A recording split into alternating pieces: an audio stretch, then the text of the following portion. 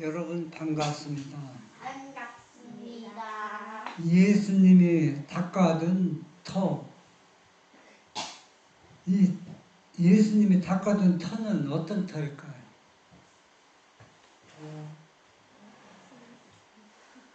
멤버들 다쳐.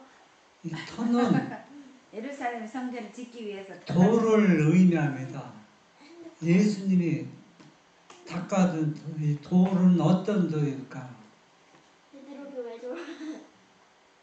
저도 집을 저 혼자 접지 않았지만은 장로님과 함께 집을 몇 채 접었습니다. 집을 질 때 지금은 공고리 이 돌이 필요가 없어요. 돌을 사용하지 않습니다. 다 공고리로 세면으로 다 털을 닦아서 그 위에 집을 건축물을 세웁니다. 건축합니다. 근데 옛날에 제가 60년대 보면은 시골에서 집 질 때 보면 다 흙으로 집을 집니다. 흙으로 짓고 나무, 연제도 나무, 산에 가서 나무를 베어와서 집을 짓고 그런데 흙으로 하면은 안무도 피우거든요.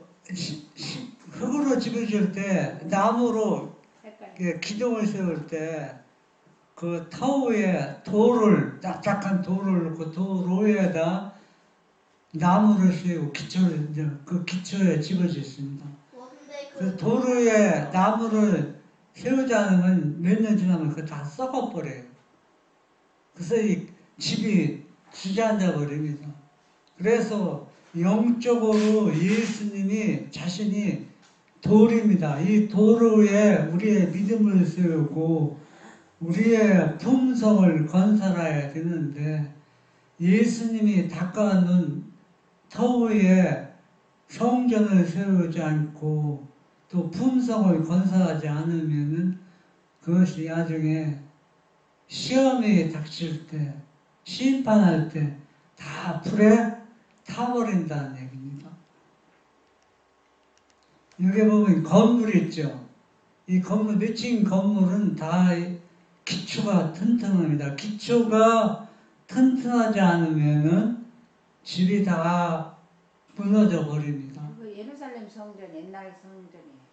그럼 여기 밑에는 집이에요. 고린도전서 3장 11절 이 닦아둔 것 이에 능히 다른 터를 닦아 둘 자가 없으니 이 터는 곧 예수 그리스도라. 예수님이 닦아둔 터는 예수님 자신이라는 얘기입니다.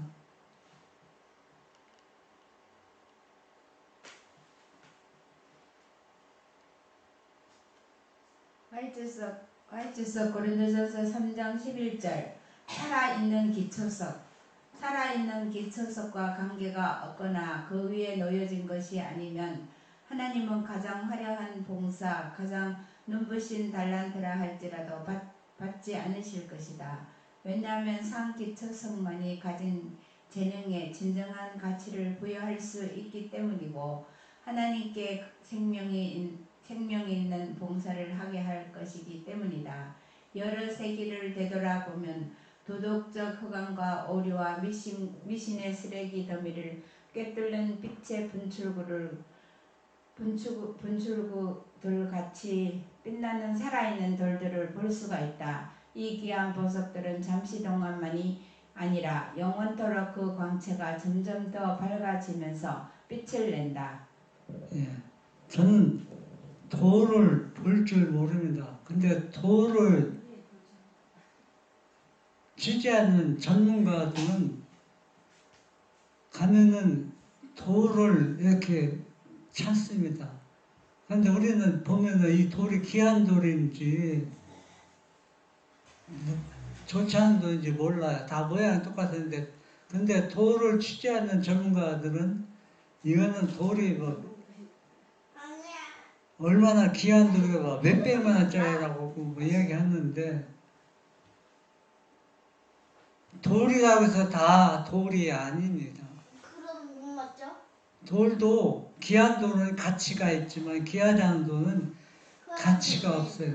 그래서 우리의 믿음도 살아있는 기초석 예수님이 닦아둔 터 위에 우리의 믿음을 세워주지 않으면은 아무리 진실한 그리스도인이 화려한 봉사, 재능이 아무리 많이 있다 할지라도 하나님께 영광을 돌릴 수가 없다는 얘기입니다. 네, 그런 것들은 왜 그렇습니까? 살아있는 돌들 기초석에 내 믿음을 세워주지 않았기 때문에 이 보석들은 귀한 보석이 될 수가 없어요. 고린도전서 3장 12절 만일 누구든지 금이나 은이나 보석이나 나무나 풀이나 짚으로 이 터 위에 세우면 예. 똑같이 예수님을 믿으면서도 금이나 은이란 보석 위에 나무나 풀이나 집으로 이 터에 우리의 신앙을 건축합니다. 금이나 은이나 보석은 돈만 많이 교회 갖다 내고 자기 돈, 신앙생활 재물을 모든 걸 신앙에 좌우합니다. 그러면 안 된다. 그리고 또 우리같이 농사꾼들은 이 농작물에다 신앙의 터를 세웁니다. 그런 것들은 다 가치가 없습니다. 왜냐하면은 불시험이 올 때 불에다 타버리는 것입니다. 진짜 기초석 위에 우리의 믿음을 세워야 된다는 얘기입니다. 겉보기에는 지금은 똑같습니다. 그러면 돌은 안 타니까 돌로 세워. 어떤 아버지가 아들에게 돈을 지금 돈 한 2억을 주었어요. 2억을 주면서 집을 잘 지어라. 아들이 건축하는 사람이기 때문에. 예, 아버지. 그러니까 아버지한테 2억을 받아서 집을 짓는데 이건 뭐 내가 살 집이 아니니까 이 재료들이 A, B, C급으로 나누면 C급 제일 싸구려 갖다가 집을 잘 지었어요. 모양은 화려합니다. 속의 내용은 다 뭡니까? 제일 싸구려 재료를 썼는데 아버지 집을 다 건축했습니다. 이렇게 아버지한테 보고했습니다. 근데 아버지가 그때 뭐라고 하냐면 야, 이 집은 네가 살 집이다. 그러니까 아들이 뭡니까? 얼마나 후회하겠습니까? 내가 살 집을 싸구려로 재료를 사용했으니 저도 집을 접으니까 좋은 재료를 쓰면은 훨씬 낫고 싼 재료 집을 지면은 나중에 표가 납니다. 그런데 우리의 신앙도 아무리 화려하게 보이지만은 그러나 예수님 자신이 기초석 위에 우리의 믿음을, 우리의 신앙을 하는 사람과 또 그렇지 않은 사람이 나중에 어떤 차이점이 있느냐면 우리가 볼 때는 야, 저 사람 믿음이 좋아. 봉사도 잘하고 또 예수님께 모든 것을 다 바치기도 하고 이제 그러면 일적으로는 화려하게 보이지만은 내적으로는 그렇지 않다는 얘기입니다.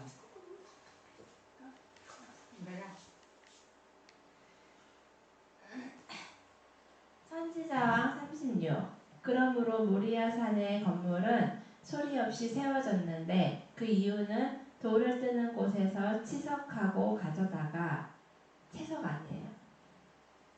건축하였으므로 건축하는 동안에 전 속에서는 방망이나 도끼나 모든 철 연장 소리가 들리지 아니하였다. 이렇게 하여 다윗이 그 아들에게 준 모형을 따라 하나님의 전에 모든 기구들이 아름답게 만들어졌다. 성전을 건축한 그 장소는 오랫동안 성별된 곳으로 간주되어 왔었다. 이곳은 믿음의 조상 아브라함이 순종하여 그의 독자를 기꺼이 희생 제물로 바치려던 곳이다. 이곳에서 하나님께서는 아브라함으로 더불어 축복하시겠다는 언약을 새롭게 하셨는데 이 언약에는 지극히 높으신 분의 아들의 희생을 통하여 인류를 구원하시겠다는 영광스러운 메시아에 대한 약속이 포함되어 있었다. 예. 여기에서 우리가 믿음의 조상 아브라함이 어디에 집을 지었느냐면 예수님 자신이 터지는 그 도로에 예수님이 닦아둔 터위에 아브라함이 집을 지었다는 얘기입니다. 그리고 실제적으로 이 아브라함이 모리아 산에서 누구를 바쳤어요? 아들. 독자 이삭을 바친 곳입니다. 이곳은 역사적으로 오랫동안 성별된 곳으로 간주되어서 이곳에서 누가 예루살렘 성전을 건축했습니까? 다윗이 모든 재료를 준비했고 다윗의 아들 솔로몬이 지었습니다. 그런데 이것을 무엇을 의미한다고 합니까? 모리아 그 산 미래의 영광스러운 메시아가 인간으로 이 땅에 오셔서 희생 제물이 될 것을 의미하는 그 역사 속에서 이곳에서 성전을 지었다는 얘기입니다. 이것은 대단한 의미가 함축되어 있고 이 터는 예수님께서 친히 닦아둔 터입니다. 그래서 이곳은 완전히 성별되었고 여러분 아브라함이 자기 아들을 제물로 바쳤다는 것은 우리가 상상도 못할 그 기초사고에 이 아브라함이 믿음을 세운 겁니다. 이 아들 바치는 거 여러분 쉽다고 생각합니까? 있을 수 없는 일입니다. 하나님께서는 누구에게도 이런 명령을 하시지 않았습니다. 여러분 아브라함이 얼마나 희생적 정신 또 이삭을 얼마나 사랑했는지 우리는 잘 알고 있습니다. 그런데 아브라함이 그렇게 사랑하는 아들을 양을 잡듯이 자기에게 번제로 드리라고 했을 때 아브라함은 그걸 순종했다는 얘기입니다. 그런데 이것은 무엇을 의미냐면 앞으로 하나님의 아버지가 하나밖에 없는 아들을 우리 죄인들을 나를 살리기 위해서 이삭처럼 번제물로 희생당할 것을 상징해 준다는 얘기입니다. 그래서 이것은 인간으로서는 표현할 수 없는 놀라운 하나님의 사랑입니다. 이 사랑 위에 이 사랑이 바로 예수님이 기초서 닦아준 타락입니다. 이 위에 뭘 세우라? 우리의 믿음을 세우라는 것입니다.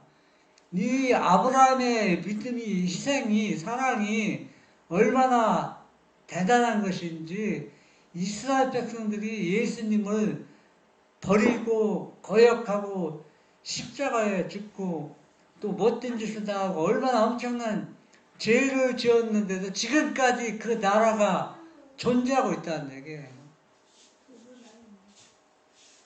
여러분 성경에서는 하나님을 그렇게 거역하고 배반한 나라는 지금 그 터를 찾아볼 수가 없어요. 완전히 다 돼요. 하나님께서 쓰어버렸습니다. 그런데 이스라엘은 그렇게 아들을 버리고 지금도 계속 메시아를 기다리고 있는 이스라엘이 아직도 멸망을 당하지 않고 존재하고 있다는 얘기는 아브라함이 그 후손이기 때문에 그렇습니다. 그러니까 아브라함이 얼마나 얼마나 큰 희생과 사랑을 예표했는지 누구를 예표하는 겁니까? 예수님을 예표했다는 얘기입니다.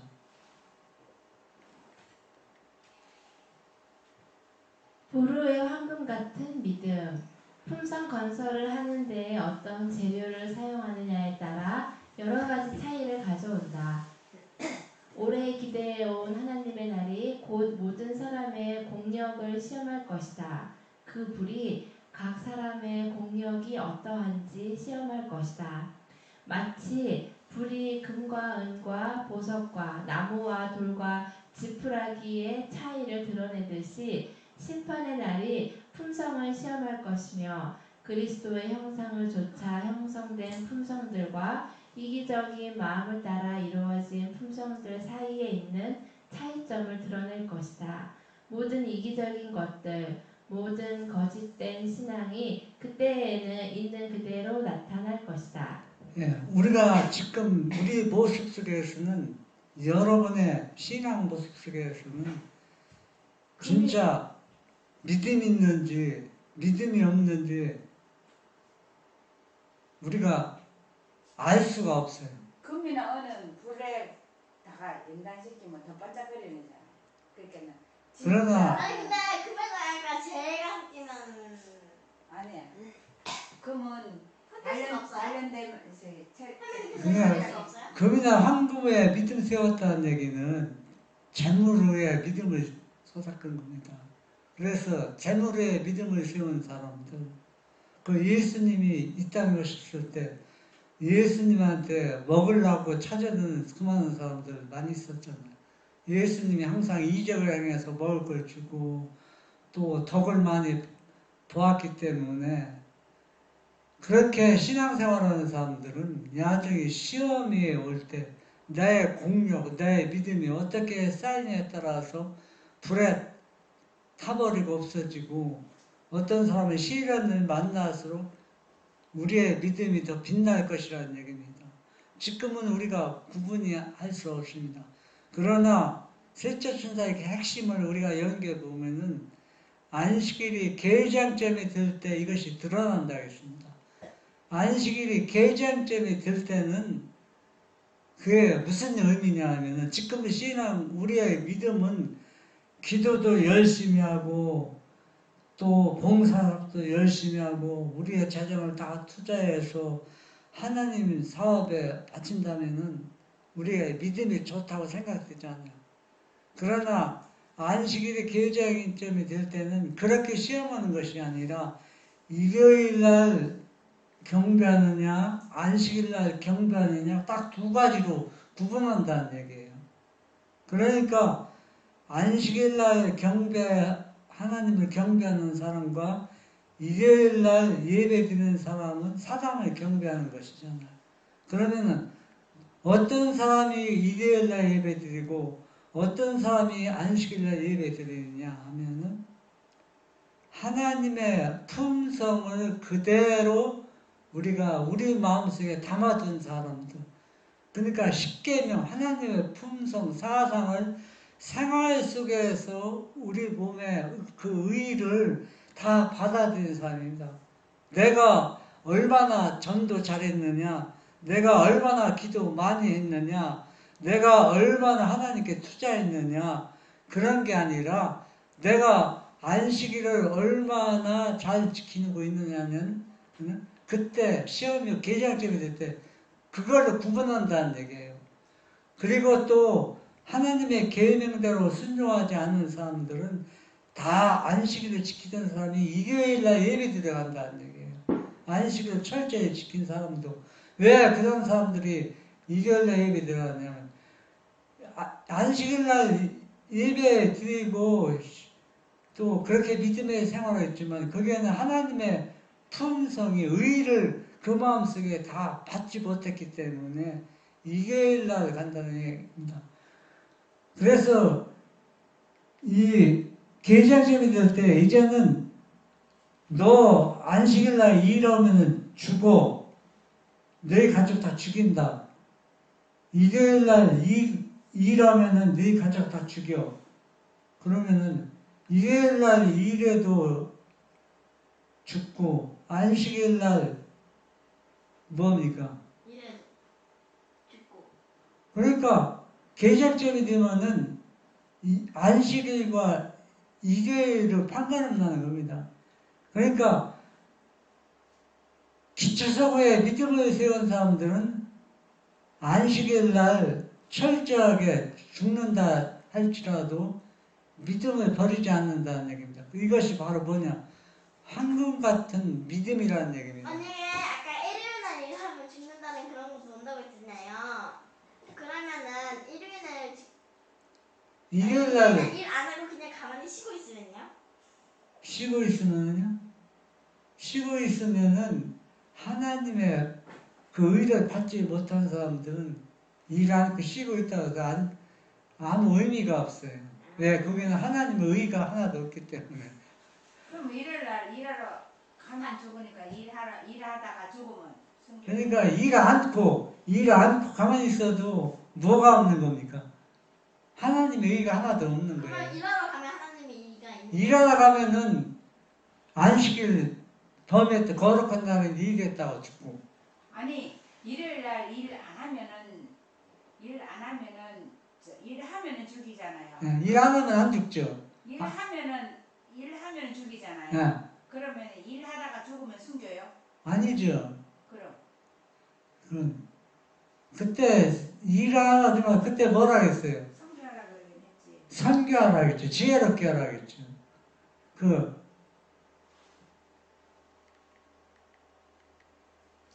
근데요, 만약에 그 사람들이 왜 그냥 율법주의자처럼 뭐 밖에 나가는 것도 죄라고 하고 막 그 500가지 뭐 그런 걸 만약에 전도하는 것도 그러면 죄라고 하면요? 아니죠. 괜찮죠. 일요일 날은 괜찮지. 안식일 날 안 하. 고린도전서 3장 16절 너희가 하나님의 성전인 것과 하나님의 성령이 너희 안에 거하시는 것을 알지 못하느뇨. 예. 우리는 우리 것이 아닙니다. 하나님의 성전이고 우리 마음 안에 누가 있어야 되면 하나님의 영, 성령이 존재해야 됩니다. 그렇지 않으면은 아무 의미가 없습니다.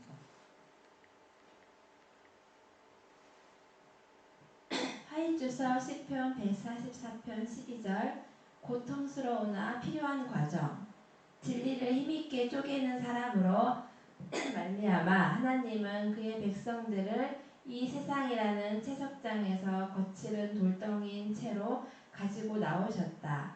이 돌들은 잘리고 갈리고 끝부분에 거친 것들을 제거해야 한다. 이것은 고통스러운 과정이기는 하지만 필요한 과정이다. 예루살렘 성전이 세워질 때 처음부터 돌이 반짝반짝 광이 나고 빛나는 것이 아니었습니다.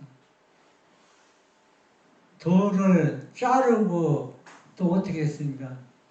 닦고 울퉁불퉁한 것을 제거하고 그래서 아름답게 해서 그것으로 건축을 했습니다. 그래서 이 돌들이 얼마나 아름답고 광채가 났습니까? 우리의 품성도 우리가 시험을 통해서 시험이라는 채석가들로 인해서 이 거칠은 우리의 품성이 여러분 쪼개고 가르고 할 때 얼마나 마음이 아픕니까? 고통스럽습니까? 그러나 이러한 과정을 거쳐야 우리의 믿음이 어떻게 돼요? 단단해지고 우리의 품성이 예수님을 더 가까이 닮아가고 있다는 얘기입니다. 그래서 우리의 불순물들을 이러한 고통을 통해서 제거된다는 얘기입니다. 그 과정을 거치지 않으면 우리는 하나님의 성전에 있는 한 자리를 위해서 준비되지 못한다.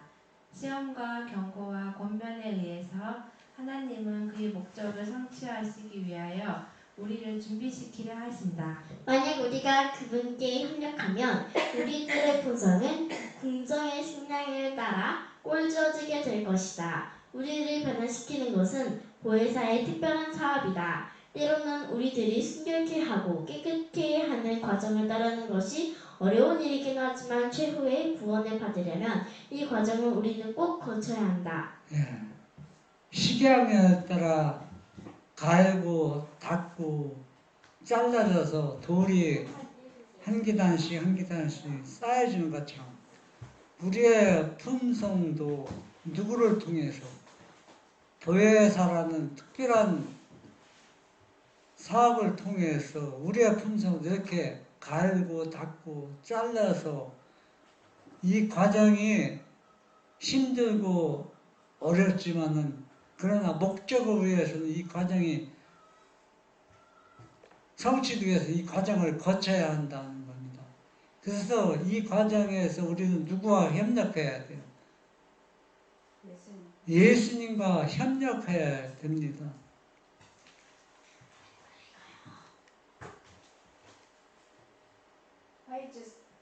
화이주석 열왕기상 6장 7절 하나님의 영적 성전의 표상 유대인들의 대성전은 산에서 채석되고 다듬어진 돌로 지어졌다. 그 돌 하나하나는 모두 다 예루살렘으로 날라오기 전에 깎고 다듬고 시험해 보고 난 후에 성전의 제자리에 갖다 맞추었다. 모든 돌들은 그곳으로 다 가져왔을 때에 성전은 도끼 소리나 망치 소리 하나 없이 이루어졌다. 이 건물은 하나님의 영적 성전을 나타낸다. 이 영적 성전은 각 나라와 족속과 방언에서 빈부귀천 유무식의 모든 계층에서 모아들인 자제들로 이루어진다. 그것은 망치와 끌로 갖다 맞추는 죽은 자제들이 아니라 진실로 세상에서 채석해낸 산 재료들이며 그 성전의 주인이신 크시고 완전하신 건축자께서 지금 갈고 다듬어서 영적 성전 각 곳 자기 자리에다가 갖다 맞추고 계신다. 네. 예루살렘의 성전은 우리의 영적 성전을 의미하고 있다고 했습니다. 그래서 우리는 사람이 우리를 자르고 갈고 닦아서 빛나게 하는 것이라 그 일을 누가 하고 있어요? 예수님이 친히 그 일을 하고 있다는 얘기입니다. 그렇기 때문에 우리 자신을 예수님께 완전히 다 맡기는 사람은 또 그 일을 보혜사에게 다 맡기는 사람들은 예루살렘 성전이 그렇게 멋지게 튼튼하게 세워진 것처럼 우리의 마음의 성전도 더 튼튼하게 아름답게 예수님을 완전히 담게 영적 성전이 건축된다는 얘기입니다. 우리 몸도 건강해야 되겠네. 다듬고 단련시키고 해서 그 다 포함되죠. 몸과 영과 이게 다 건강해야 네. 되네. 화이트석 열왕기상 6장 7절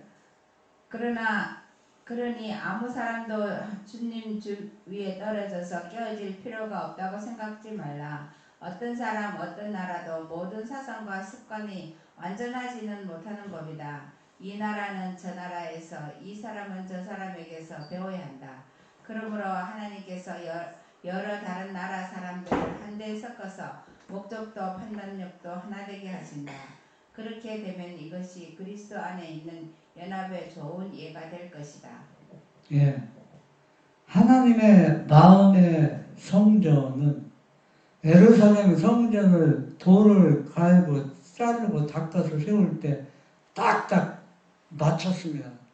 서로가 안 맞은 곳이 없어요. 그렇게 다듬고 갈고 잘라서 딱 맞춰서 모양이 아름답게 건축이 된 것처럼 우리의 마음의 성전도 우리가 예수님의 반석신 도로에 우리가 막 떠져서 나의 자아 육신이라는 것을 완전히 부서져 버려야 돼요. 부서져 버려서 누가 예수님이 친히 닦아 자르고 닦은 그 품성을 형성할 때 우리는 어느 사람, 어느 나라 사람 만나도 서로 마음이 하나 통하게 된다는 얘기입니다. 그래서 마음의 성전은 다듬어진 사람은 까다롭다는 소리만 들으면 안 돼요. 다 이 사람과도 마음이 통하고 저 사람하고 마음이 통하고 세계 모든 사람들이 하나로 조화가 되어야 된다는 얘기입니다.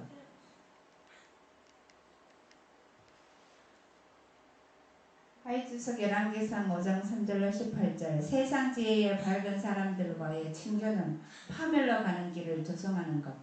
솔로몬이 성전 건축을 위하여 다른 나라에서 영리한 사람들을 보아여 왔을 때 그는 자신의 파멸의 길을 예비한 것이다. 하나님은 자기 백성의 교육자이셨고 그 백성이 하나님의 지혜 가운데서 그분이 나누어 주시는 재능을 지니면 누구에게도 둘째가는 법이 없게 되는 것이 하나님의 계획이었다. 네. 솔로몬에 그렇게 하나님께서 최고의 지혜를 주셨는데 그 솔로몬이 파멸로 길을 조장해서 갈 수 있는 길을 조장한 것은 예루살렘 성전을 건축할 때 외부에서 에지 사람들, 에지 사람 다른 나라 사람들은 그러니까 이 돈을 더 많이 주고 고급 인력을 사용한 겁니다. 전문가라고. 예, 이스라엘 나라에도 어떤 사람이 있었어요. 이 일을 잘하는 전문가들이 꽤 있는데 외국 사람들을 솔로몬이 그들을 데려왔다는 얘기예요. 고급 인력을 데려왔다는 얘기입니다. 이것은 영적으로 무엇을 의미하냐면 우리가 성경을 연구할 때 또 우리 평신도들이나 신학을 전공하지 않은 사람들은 성경을 아무리 진리를 얘기해도 별로 사람들이 알아주지 않고 듣지 않고 그것을 마음에 받아들이지 않습니다. 그러나 교수들이나 신학 박사들이 얘기하면 상황은 달라지는 겁니다. 그들이 오리를 얘기해도 저 앞에는 이 나라 저 나라 사람들이 다 합해갖고 좋은 글을 만들어라 하고 여기는 또 와서 이걸 하지 마라 하고 앞에서는 뭘 얘기하냐면은 하나가 되는 법을 얘기하는 겁니다. 하나가 되는 것. 하나님 안에서 하나 되는 이 나라 저 나라 사람들이 모여야 된다 이 말이야. 그래서 여기 보면은 오늘날 대학 신학을 가르치는 대학이나 우리 재림교회도 신학을 가르치는 대학들이 꽤 많이 있습니다. 그러나 여기에 전공한 성경을 전공한 사람들 또 박사 자격을 딴 사람들 또 목회를 하는 사람 이런 신학을 전공해서 목회와 박사를 따는 사람들이 그 책을 내용을 제가 한번 쫙 보았습니다. 보니까 이들은 다 교부 몇 권 이렇게 나왔더라고요. 교부에서는 이런 얘기가 나오고서 제가 교부가 무슨 책이지? 예인의 신책인가 하고 제가 찾아보니까 예인의 신책에서는 교부라는 책이 없더라고. 야정에 보니까 교부는 교황청 그 신학을 전공한 사람들 그러니까 오늘날 따지면 카톨릭 신학 박사들 또 천주교 신학 박사들이 그 학자들이에요. 성경을 연구한 학자들을 그 교부라고 하더라고. 그런데 우리 재림교회에서 유명한 목사들도 교부 몇 권에 이런 성경 구절이 있다고 그 내용이 나오더라고. 이것은 무엇을 하냐면 솔로몬이 외부에서 고급 인력을 사용한 것과 똑같이 우리가 봐야 됩니다. 그래서 이런 고급 인력을 통해서 우리가 성경을 연구하고 그것을 우리가 받아들일 때 그 성전은 아무리 화려하게 지어져도 우리의 영적 성전은 똑같습니다. 그런 터위에 성전의 솔로몬은 야증이 불시험이 왔을 때 다 불에 타버리고 만다는 얘기입니다. 만약 그들이 깨끗한 성과 순결한 마음과 고상하고 성화된 목적을 가졌다라면 주께서 그들에게 그의 은혜를 주셨을 것이지만 솔로몬은 하나님 대신 사람들을 쳐다보았고 강한 것으로 소문난 그의 힘이 약하다는 것을 알았다. 그는 예루살렘에 악한 누룩을 들어와서 우상숭배와 일부 다처주의가 계속되게 하였다. 예. 솔로몬이 그렇게 세계에서 알아주는 왕이었고 얼마나 이 이스라엘 조그만 나라가 강대국이 됐는지 다른 나라들이 조공을 바칠 정도로 그렇게 하나님 덕택에 이렇게 자기가 부귀영화를 누리고 있는데 이 솔로몬은 하나님을 완전히 떠나고 있는 것입니다. 그래서 오히려 이제는 우상 숭배를 들어와서 이 이스라엘 나라를 패망케 하는 그 결과를 초래하고 있습니다. 이것을 영적으로 보면은 우리가 영적도 똑같습니다. 왜 사람들이 신학을 전공하는 사람들이 엘린 G. 화이트의 여사를 그 인형물을 사용하지 않느냐 하면은 그걸 사용하면은 조롱거리와 또 사람들이 우리나라에서 인정해주지 않습니다. 아, 엘린 G. 여자가 여자고 초등학교도 졸업하지 못한 그런 사람의 글을 인용한다. 오히려 비웃음과 손가락을 쥐고 당하니까 신학에서는 그것을 전혀 거의 사용하지 않고 있습니다. 솔로몬과 똑같은 모습을 우리가 지금 그 역사가 재현되고 있는 겁니다. 고급 인력을 차용해서 성전을 진 것처럼 영적으로도 그렇게 우리가 신앙생활을 하고 있다는 얘기입니다. 화이트석 에베소 2장 19절로 21절 광채가 없는 돌은 가치가 없는 돌 살아있는 이 능력의 셈에서 우리가 그 샘물을 마음대로 길어올 수 있다는 것을 생각할 때에 그리스도의 선하심을 깊이 생각함으로 가질 수 있는 그 기쁨을 그토록 많은 사람들이 잃고 있다는 사실은 슬픈 일이다. 하나님의 자녀가 되는 것, 곧 주께서 거하실 거룩한 성전이 되어가는 것, 이제부터는 외인도 아니요 손도 아니요 오직 성도들과 동일한 시민이요 하나님의 권속이 되는 것, 사도들과 선지자들의 터 위에 세우심을 입은 자라. 그리스도 예수께서 친히 모퉁이 돌이 되신 것, 이것이 우리의 특권이다. 예. 솔로몬이 화려하게 성전을 건축해서 많은 찬사와 위대한 업적을 남긴 것 같지만 그러나 영적으로 볼 때는 이스라엘을 패망케 하는 길을 가고 있었던 것입니다. 이와 같이 오늘도 우리의 믿음을 사도들과 선지자들 터위에 세움을 받았다는 얘기는 예수님이 인성을 쓰시고 이 땅에 오셔서 나는 뭘 하겠습니까? 나는 길이요 진리요 모퉁이 돌이요 또 기초석이라고 있습니다. 그래서 베드로가 신앙 고백했을 때 당신은 하나님의 아들이라고 마태복음 6장 18절에 말씀하실 때 이것을 뭐라 했어요? 돌이라고 했습니다.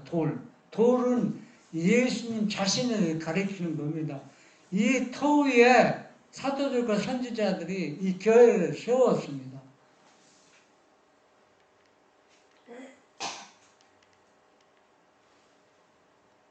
화이트석 에베소서 2장 19절로 21절 만약 이 돌이 적당한 장소에 있어서 산돌이신 그분의 빛을 바라게만 한다면 세상에 많은 은혜를 끼칠 수 있는 교회의 현 상태를 보시고 하늘은 참으로 놀랍지 않겠는가.